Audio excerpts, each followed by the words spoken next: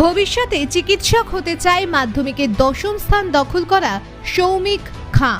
জেলার তালডাংরা ফুলমতি হাই স্কুলের ছাত্র সৌমিক খাঁ 5 বছর আগে দাদু ক্যান্সারে আক্রান্ত হয়ে মারা গেছেন।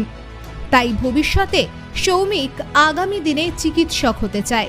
টেক্সট বুকের উপর জোর দিয়ে পড়াশুনো চালিয়ে গেছে সৌমিক, প্রতিদিন 9 থেকে 10 ঘন্টা ধরে। সৌমিকের প্রাপ্ত নম্বর 684।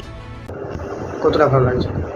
ভালো তো খুবই লাগছে, মানে আশা করেছিলাম হবে, মানে সেরকম হয়েছে, খুবই ভালো লাগছে।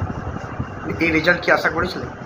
আমি আশা করেছিলাম এর থেকে একটু বেশি হবে, মানে টেস্টের থেকে সামান্য নম্বরটা কমেছে, মানে ওটা আশা করিনি, তবে র্যাঙ্ক হবে এটা আশা করেছিলাম।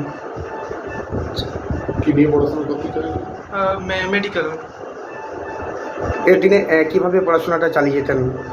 মানে দিনে বলতে প্রচুর যে টাইম পড়তাম সেরকম নয়, বাট যতক্ষণ পড়তাম ততক্ষণ পুরোটা পড়ার চেষ্টা করতাম। মোটামুটি 9-10 ঘন্টা পার ডে পড়তাম।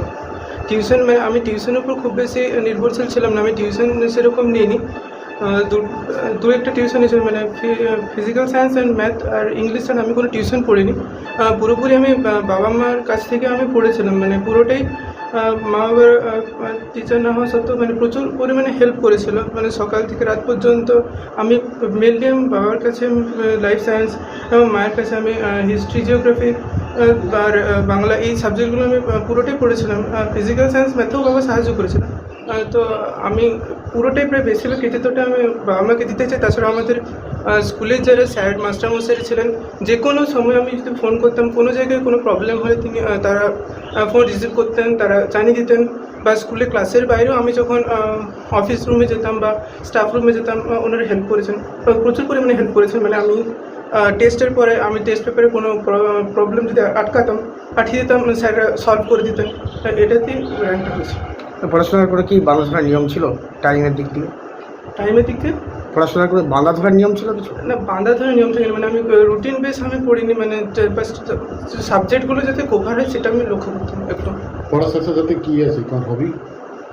হবি বলতে আমি ছবি আঁকতাম আর একটা দুটো পোয়েম লিখতাম, বেশি লিখিনি। এই কোন কোন সাবজেক্টে তোমার কতগুলো টিউশন ছিল? আমার মাত্র বললাম তো 3টে টিউশন ছিল, একটা ফিজিক্যাল সায়েন্সে, একটা ম্যাথে, একটা ইংলিশে, একটা। আর কোনো টিউশন থাকে না, মানে আমি টিউশন ইচ্ছা করে নিইনি, সেলফ স্টাডিটাকে আমি বেশি গুরুত্ব দিয়েছিলাম। এই প্রত্যন্ত এলাকার একটা স্কুল থেকে এইভাবে মাধ্যমিকের যে মেধা তালিকায় স্থান পাও, এটা কতটা ভালো লাগছে বা পরিবারের কতটা আনন্দিত সদস্যদের? খুবই ভালো লাগছে, মানে আমার স্যাররা প্রচুর পরিমাণে আমাকে ইন্সপিরেশন দিয়েছিলেন করার জন্য। প্রতিটাতে অনুষ্ঠানে আমাকে বলতেন যে ভালো রেজাল্ট করার জন্য। এর আগেও আমাদের স্কুলে 1-2 বার হয়েছে, তো সেখান থেকে আমি ইন্সপিরেশন পেয়েছিলাম ভালো একটা রেজাল্ট করার। তো সেই কারণে পড়ার ইচ্ছে ছিল। এই আগামী দিনে যারা মাধ্যমিক পরীক্ষা দেবে তাদেরকে কী বার্তা দেবে? তাদেরকে আমি বলবো যে মানে সেলফ স্টাডি বেশি করতে, আমার ওটাই সবচেয়ে বেশি মনে হয়েছিল। সেলফ স্টাডি প্রচুর পরিমাণে করতে, টিউশন নির্ভর বা নোট নির্ভর পড়াশোনা না করতে। কারণ নোটস যে রিপিট কোশ্চেন চলে আসে এটা ঠিক না। নোটস পড়াটা আমার মনে হয় না যে খুব ভালো রেজাল্টের জন্য ভালো করবে। মানে টেক্সট বুক খুব ভালো করে খুঁটিয়ে পড়া এবং প্রত্যেকটা লাইন পড়া, আমি মনে করি যে এটাই ভালো রেজাল্ট করার জন্য যথেষ্ট।